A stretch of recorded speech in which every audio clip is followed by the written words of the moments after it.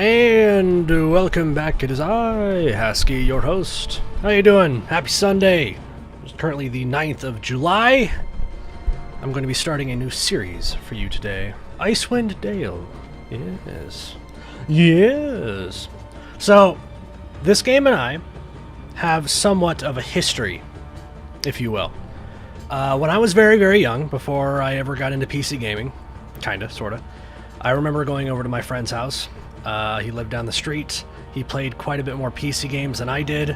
I remember going over to his house to play, I know it's not a PC game, but like The Legend of Zelda Ocarina of Time when that game came out, lots of N64 games, but every once in a while I would watch him play PC games, and I remember him playing Baldur's Gate, and I remember being completely fascinated by that game.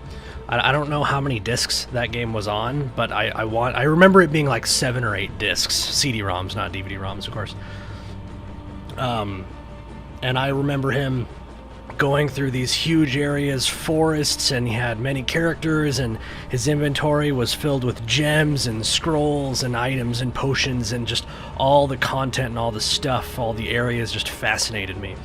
And I always wanted to get into that game, Baldur's Gate. And for the most part, I pretty much still haven't played that game. Still haven't played Baldur's Gate, even though it was one of those games that I always wanted to play. At some point, I ended up buying Icewind Dale. And if you didn't know, Icewind Dale is developed by the same developers and uses the same Dungeons & Dragons rules as Baldur's Gate did. I don't know if I knew that when I bought this game. I don't know if I knew that this was made by the same guys using the same rules. It's kind of a similar game. I think maybe more similar than just slightly similar. It's pretty dang close to the same game with just a different story. But as I tried to play it as a young gamer, I found it just to be a little bit too complicated for me. Just the many characters and the way the D&D rules work was just a little bit too much for me. Recently, like last weekend, I said to myself, you know what? I'm really feeling the itch to level something up. I want to level up dudes. And I sat down, it was during the Steam Summer Sale, and I ended up buying the... I actually had Baldur's Gate 1 already. I know I said I didn't really play it. I haven't yet played it, that is. I did play a little bit of Baldur's Gate with a personal friend a couple of years ago. I don't really remember a whole lot of that. We definitely did not beat the game. We didn't get very far on it, so that was a little bit of a playthrough of that game. I would still say I'm pretty blind to that game. But yeah, I bought Baldur's Gate 2 and Icewind Dale, like the enhanced editions of both of these, so here we go. I did end up playing Icewind Dale quite a bit last weekend. I was like, yeah, I remember this game. I remember not being able to get into it. Let's give it another try. And next thing I had known, oh, you can't see my overlay. I just hit my overlay, and in the top of the Steam overlay, it'll tell you how long you've been playing a game in the session. In your session, your current session has gone on for X number of minutes. And I want to say I actually sat there and played the game for like 7 or 8 hours before stopping. So I think that's a pretty good indication that I was into it at that time. So yeah, I don't know, kind of spontaneously, I'm just going to go ahead and play some Icewind Dale for you starting now. Also, oh, cutscene, hold on.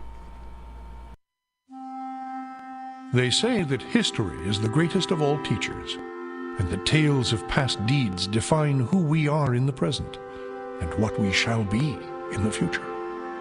It is said that such tales shall, with each telling, illuminate us all with the light of truth. I shall tell you of such a tale. It is a tale quite familiar to me, for I have spent nearly a lifetime piecing it together and chronicling it here within this book. For years I have pondered its passages, studying every line, committing each word to memory. Perhaps now, in the telling of it, I shall at last find the answers I seek. Our story takes place in the northern region of Faerun, known as Icewind Dale. It is a harsh, frozen land, cut off from the rest of the world by a wall of jagged peaks called the Spine of the World. For centuries, the icy plains of the Dale have been home to the barbarian peoples of the Uthgard and Regedman. Huddled together in small, closely knit tribes, the barbarians lived simple lives, free, proud, and fiercely independent. Until the day an archmage named Ericon came to Icewind Dale. With an army of mercenaries, Ericon sought to conquer the north and force the fierce barbarians into slavery.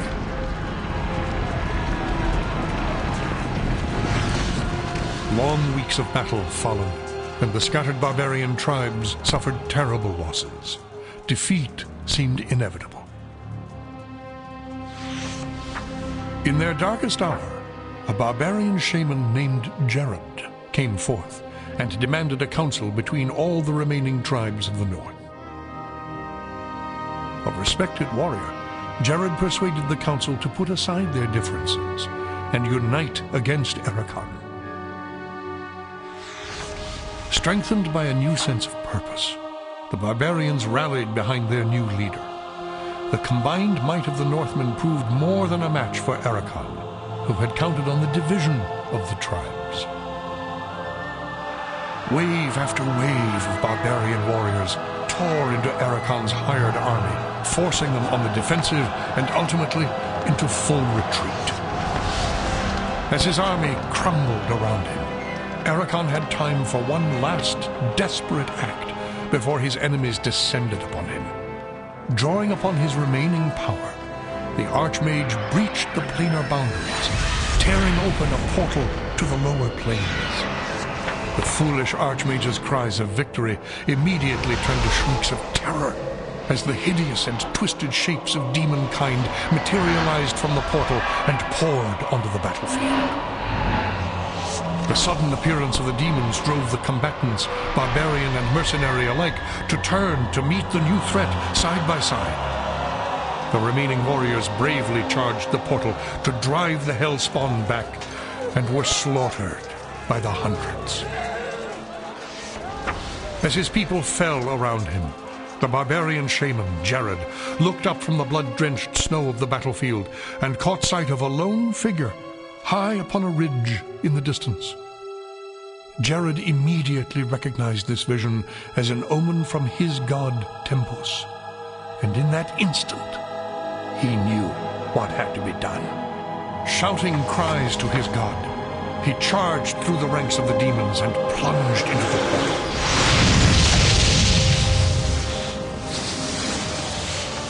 As Jared's blood fused with the energies of the portal, an explosion of white light engulfed the battlefield. When the light subsided, the demons were gone, and the portal was closed. In its place hovered a disk of solid stone.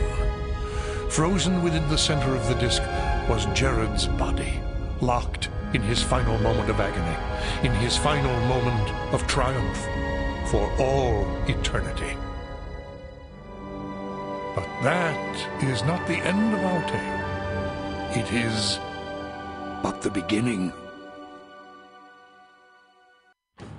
All right.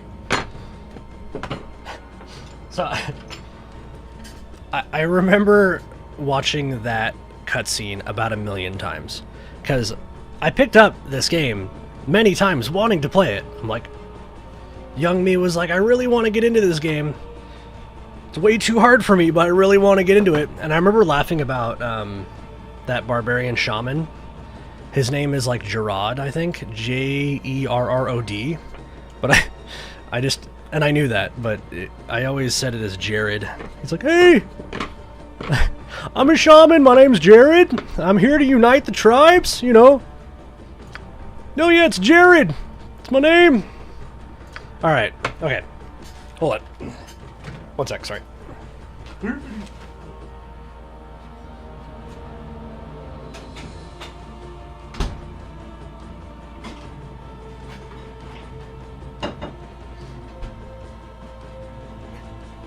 Sorry, I forgot. I decided that no D&D game is complete without, invisible. Without invisible. Not to go off on another tangent, but, you know, I've done commentary and YouTube videos and Twitch streaming. I've been doing that for... oh god. I think my first YouTube channel started in... why do I want to say 2009? I know, it was a while ago. And I've had like... I'll have a beer here or there while doing these kind of YouTube videos and stuff like that, and I've found over the years that I don't like it. I wish I could say that I love drinking while playing video games and hanging out and doing videos and doing commentary, but yeah, in the past I've decided that I don't like it. But we're gonna be playing some D&D stuff. Right. So I decided for this video, I'm just gonna get over it. Alright. So we're now going to create a party.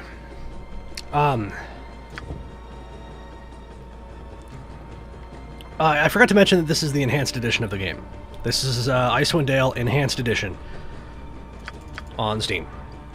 I am not super keen on the differences between the original version of the game and this enhanced edition.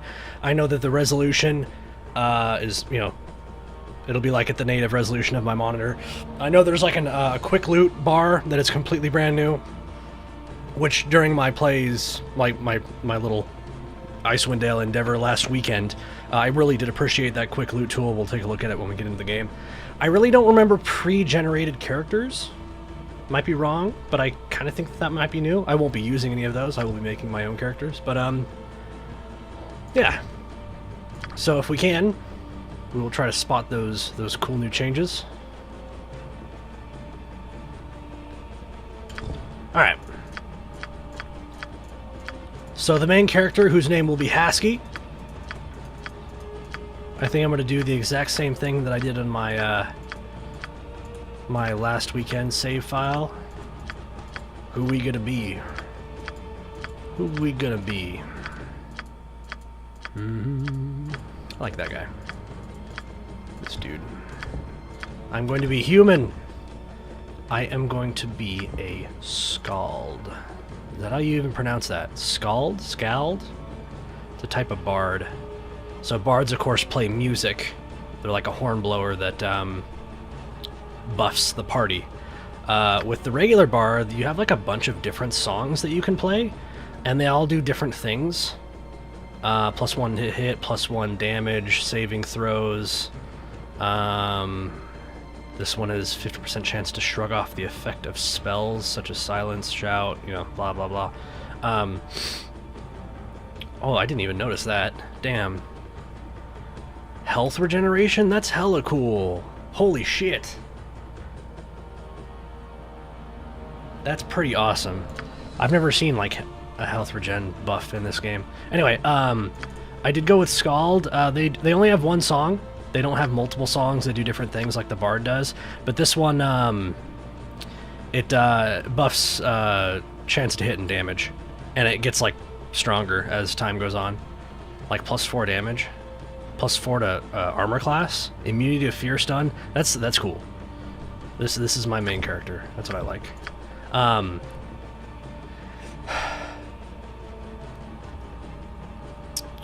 don't know if I explicitly said it, but I kind of hope it came across as implied. But I'm not very good at these games. these D&D games, I'm pretty not good at them. Like for example, what brought that up was alignment. I don't really know what those different alignments do. I think certain alignments can cast different spells. Like certain evil spells cannot be cast by good aligned characters. I'm sure there is more to it than that. I usually just go good, neutral good, just because seems legit.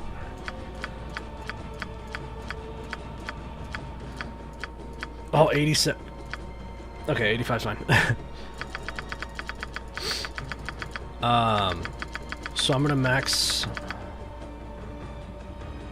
Yeah, I'm gonna do it like that. So dexterity for armor class. I feel like any character that has really high dexterity is like really hard to hit. I think it's like a dodge chance kind of thing. So I want high dexterity, high constitution. I believe this is how much health you get when you level. So if you have high constitution, you get a lot of health every time you level up. Intelligence, I can't go any lower. But I think it's okay to have it this high, because I think I'll be able to memorize more spells. I think that's what that does. I have no clue what wisdom does.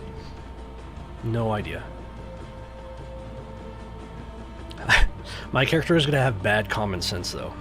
And charisma, I don't really know what charisma does in this game, but since this is like the party leader, who will probably be talking to vendors and stuff, I'll go ahead and have high charisma. This guy will use a shield, and he's not going to be fighting. You cannot fight and do bard songs at the same time. So this guy will probably just be like standing there in the battlefield, just jamming out. So I don't really care what he uses. Shield is probably good, and I'll just go short sword. Seems good. I'm gonna change his colors to this.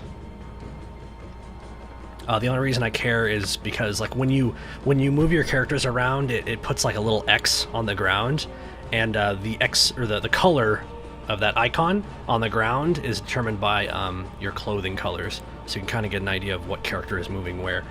So that seems good to me. Here I come. I may not make... I think we've squeezed as much out of this day as... I think I like that voice. This is me. Alright. We've created our first dude. Congratulations.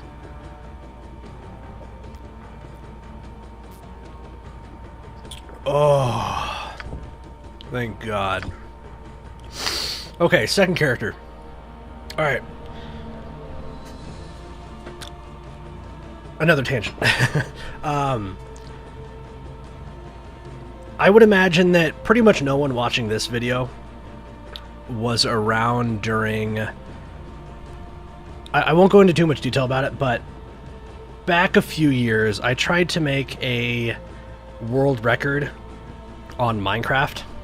Not going to go into detail about it. But during that world record attempt, which did not go well in the end, I played lots of Nintendo games. I played a lot of games at the same time I was doing this thing. Some of the games that I played a lot of Final Fantasy games. During this thing, I played Final Fantasy 1 through 6.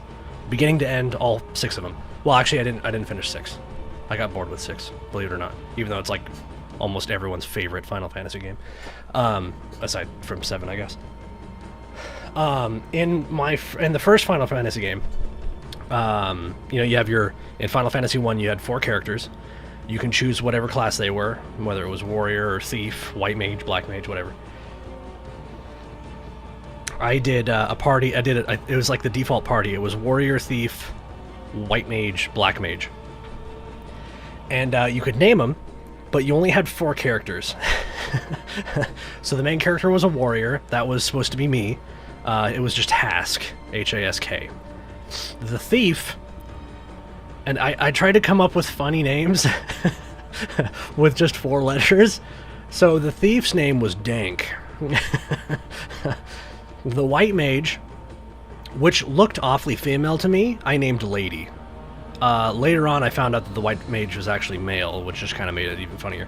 And then the black mage I named Blam. And it was funny because as I continued to play the Final Fantasy games, I continued to use the same names. Like, I would take on, like, an offensive caster character, like an NPC would join me. I'm like, that's Blam! There he is! He's back! He was on vacation, but he's with us now. And it was kind of funny to roleplay, kind of make-believe, if you will, and just kind of like come up with reasons why they were in this situation when you came upon them in the next game.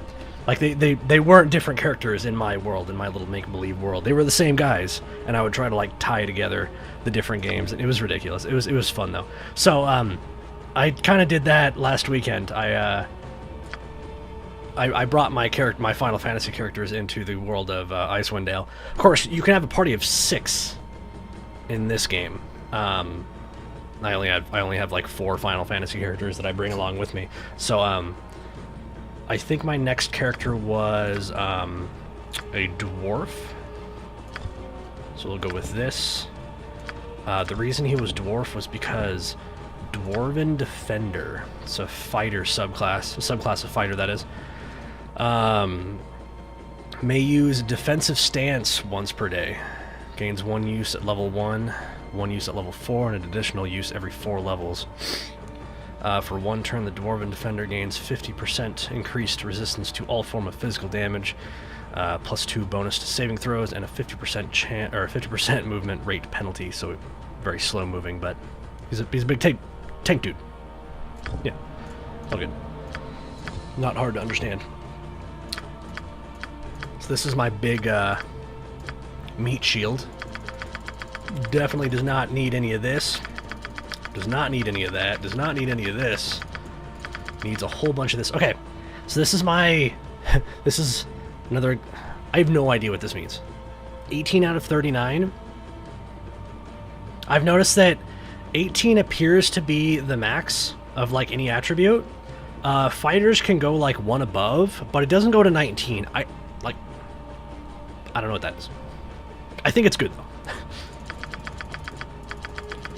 I think we can get 19 Constitution because I'm a dwarf. I think dwarves get a 1 point bonus to Constitution. So we still have a bunch of points left. I guess I'll do one of these. I don't know what Intelligence and Wisdom, or Charisma for that matter, will do for this character. Yeah, I don't know. Yeah, I don't know. Okay. So I'm definitely gonna put a shield on this guy. Should I do...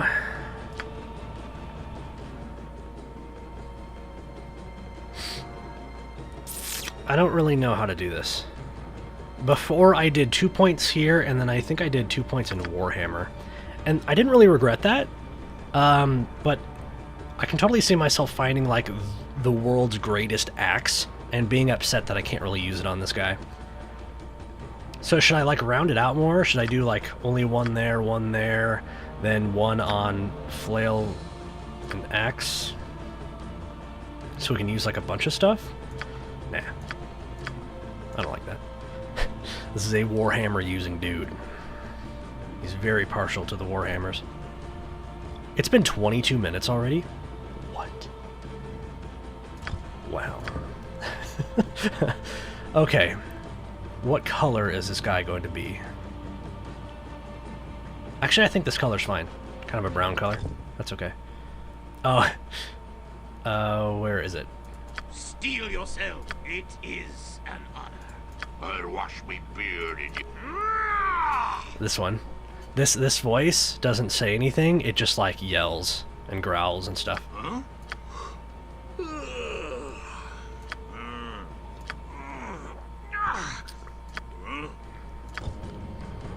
Okay. What do you call this guy? This is still kind of a Final Fantasy thing. I think the default name for a character in Final Fantasy II, his name was Guy. And I thought that was funny. End of story. Okay. Well, we're a third the way there. So here, let's do our healer.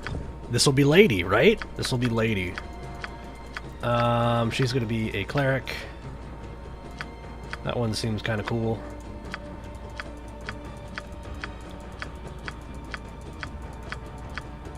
Holy shit.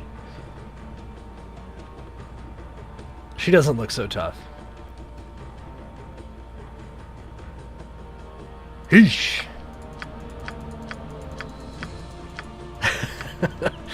Alright, I like that one.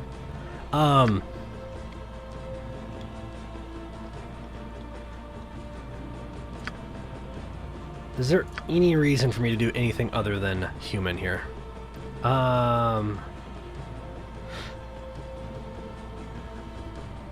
Versus Rod, Staff, Wand. Actually, oh. So when an enemy uses rods or staves or wands against me, I have a higher chance to do a saving throw? That's kind of random, isn't it? I don't know, I'm kind of confused on what that means. +1 intelligence wouldn't suck, but wisdom is like the the big attribute for priests, isn't it? For some reason. I don't really know what wisdom does. Whatever. I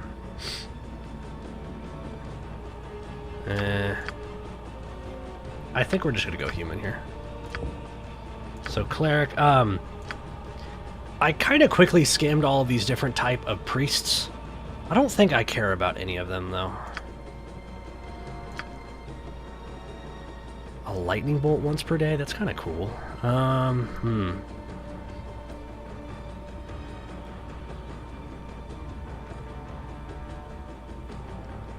Oh, they have to be evil. Or chaotic. What is chaotic neutral? What the hell does that even mean?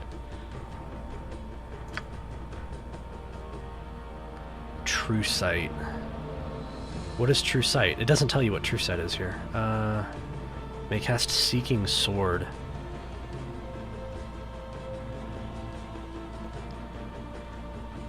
Yeah, I mean, this is still a melee weapon, right? I'm just gonna go with a regular cleric.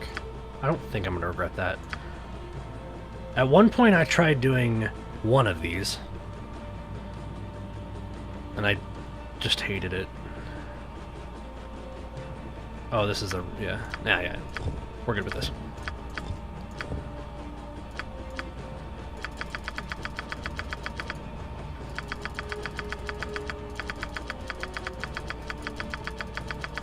Yes. I love it. Let's go...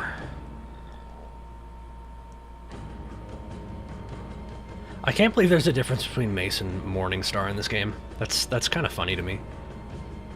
I mean, don't you think it should be Morningstar slash Mace and Flail should be its own category? Like, Flail and Morningstar are grouped together when Morningstars and Maces are pretty similar. I mean, I am, after all, an expert on Maces and Morningstars, so I'm gonna have to say, pretty dang similar. So I'm gonna go Sword and Shield, and I wouldn't really mind going Warhammer here, but the Dwarf is already using... Guy is already using Warhammer, so I'm gonna go Mace. Seems legit. Okay. And she's just going to memorize... It took me... I'm not joking about this, because remember, I played this game when I was way too young to understand the rules. It literally took me years to understand how memorizing spells works. And we'll get more into that when we get into the game. If you already know D&D rules, then you already know what I'm talking about. If you never played this game before, then yeah, we'll get into it. But I remember when I figured out that you can memorize a spell multiple times, I was just like, whoa! It changed everything. Like, memorizing Cure Light Wounds multiple times so you can cast it multiple times was just like... Okay. I really don't care what you look like. Just be blue. Just be blue. No. Be light blue. Be silvery blue.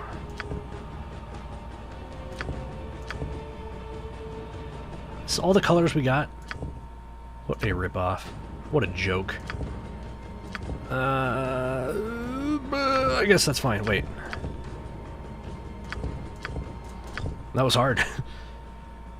Let me... Very well. I'll lead. I fear I must stop. What are we standing up? I shall slay you. I will endeavor to be a wise... I am in need. I dare not. I should lead.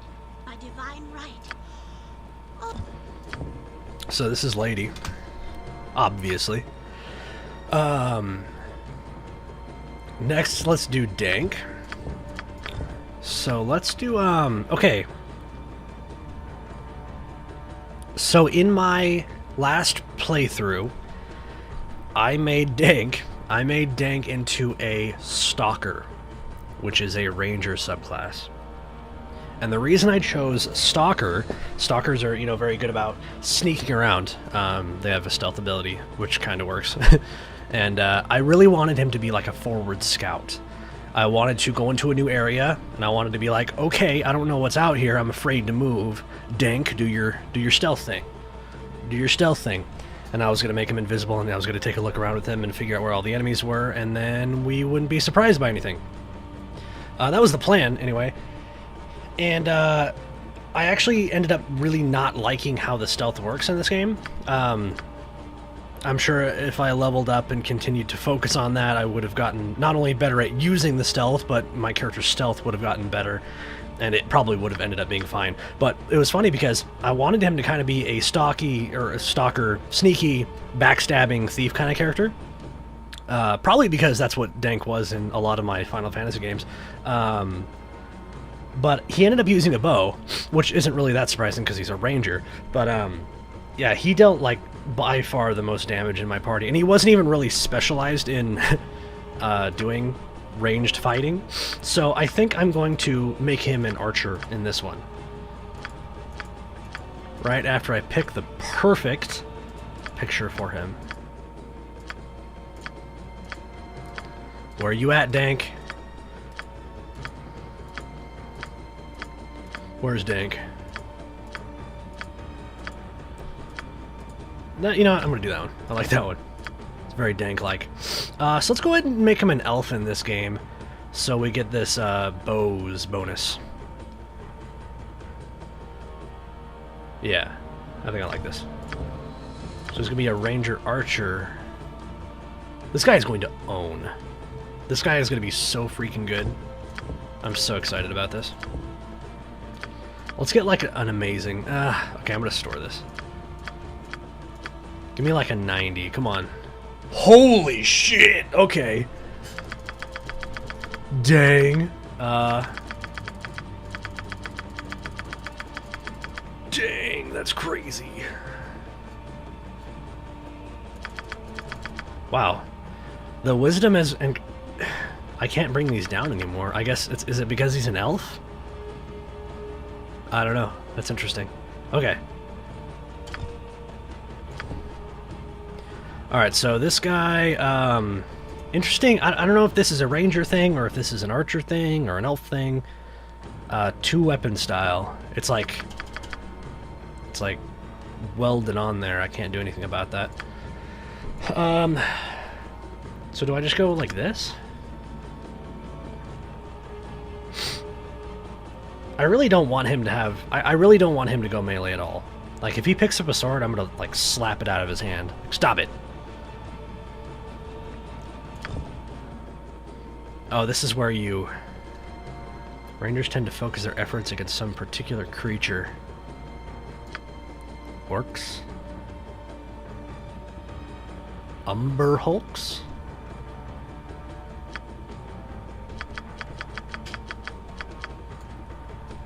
Orcs suck. I mean, can we all agree? They kind of suck, so I guess that's fine. So Dank was always green. He looks so stupid. I love it.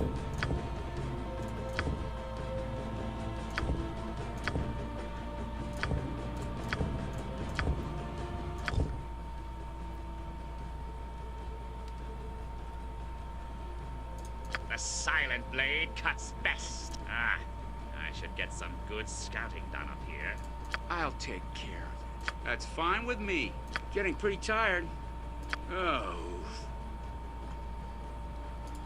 Gods grant me strength. I would be honored. You'll soon sleep with the dead. I'll be the leader for now. I'm tired of trotting around like a damn mule. Sounds like Dank to me. Alright. Okay, almost there. So I think in these last two slots... Okay, Blam was always a caster, so... it's set in stone, pretty much. I already saw which one I wanted for Blam. There he is. That is, that's Blam. Okay. So in my last playthrough... And I keep saying my last playthrough. I mean, I played for, like, a day. Like, I played on Saturday. That was my playthrough. On my playthrough, I had a mage and a sorcerer. My last two slots was mage and sorcerer. I really liked how the sorcerer worked. I didn't like how the mage worked so much. And, you know, I don't really know how these characters and classes scale. Maybe sorcerers start off really, really good, and then they fall off late game. Maybe mages start off really, really weak and difficult to use, and maybe in the end of the game they're just incredible. I think I'm gonna go double sorcerer though. Like I said, I just really liked how they worked. So, going double sorcerer. Damn these rolls. I don't know how good this is, but I feel like anything like well over 80, anything over 85, I feel like, damn, that's a lucky roll. Okay, so I want...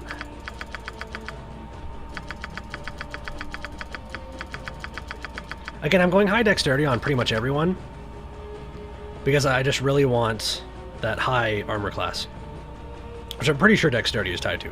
If not, then I'm making a horrible mistake, but we'll just deal with that. We'll cross that bridge when we get to it. Okay. So in my last playthrough, I literally just put a point into quarterstaves, because I figured that they wouldn't be doing any fighting, they would just be doing casting. And they just literally stood there with their quarterstaff throughout every single fight. And I'm kind of wondering if I might be able to get away with, like, putting a sling on them. Or darts, huh? One of the few missile weapons mages can employ. What's the difference between darts and slings? I have no idea. I have no idea. I think one thing I do actually remember, I think slings have a longer range. So maybe we'll go with that. But as far as darts versus slings in this situation... Oh, I didn't know you can drag these menus. Lol. Actually, this is completely random, but this game was actually released on Android as well, and iOS. When they re-released this Enhanced Edition, I bought it on my phone. Actually, I bought this game twice. Actually, I guess it'd be my third time now. But I have actually played this game on my phone, and it works perfectly. It is a perfect port. Amazing. Amazing. Anyway, yeah. Sling. Okay. So, I'm probably just gonna go, probably magic missile and something else. Sleep.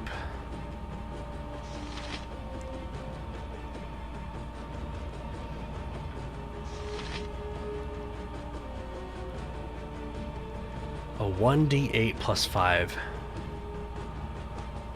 Oh, excuse me, 1d8 plus 1 per level.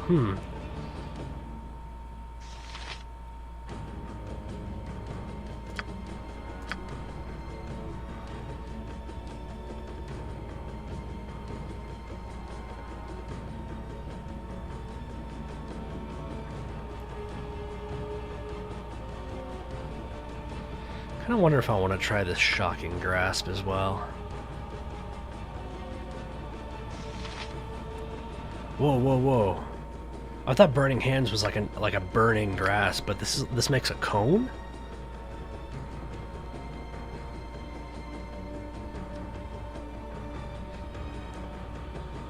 Holy shit!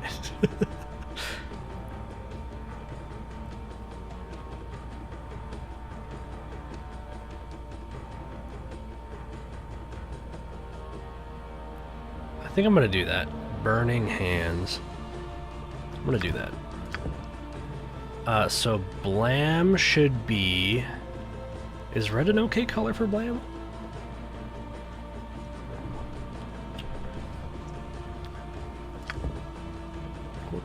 What color would I say Blam? Blam was always a black mage.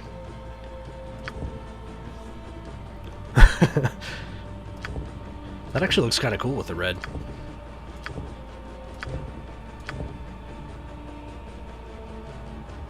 Now let's make him blue.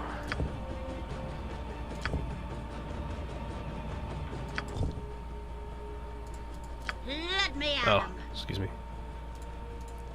To the pain. Ha ha! Watch your back! It is a shame that we must come then. Blam. Okay. So I gotta go with this. And you know a character like this would have like a really like a foo-foo name. Not like, I don't know. I'm gonna call her something, I don't know yet. But I'm pretty much going to do the exact same character here. I may actually do the exact same thing. I don't think I'm going to get like an 86 or whatever like last time, but close enough.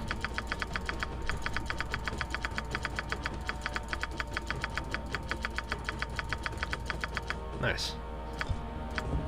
I'm going to stick with Sling. I'm going to do the exact same thing. Appearance. Yeah, we'll go with red, that's fine. It'd be funny to put a guy's name on that. Oh, it's awful. Here I come. The hell's come with me. Oh, I couldn't though. I couldn't. Die, fool! Prepare to be destroyed by Daredoll's shield. I shall slay you. It doesn't fit. Let me at him. Very well. I'll lead. I like it. So we're gonna go with Daisy. Is it Daisy? Daisy. Daisy. That's a Daisy if I ever saw one, right? Okay. That's our party. So, Scald, Bard. It's pretty much just gonna sit there and make everyone super strong. Guy is a crazy tank. Lady's a cleric, healer, dank. Would be like the greatest archer in the history of Dungeons and Dragons. And then Blam and Daisy are both sorcerers. Okay. So I hate to be this way, but it's been 40 minutes. So I think I should probably just end this episode, and then on episode 2 we'll actually get going here. So, kind of an awkward episode there. I didn't really expect the character... I knew the character creation was going to take a while. I didn't expect it to take an entire episode and then some. But yeah, we're going to get going here. I'm also going to grab another beer. So yeah, stay tuned for the next episode. We'll actually get underway and start fighting things, which is something I am looking forward to myself. Anyway, see you in a second. Bye now.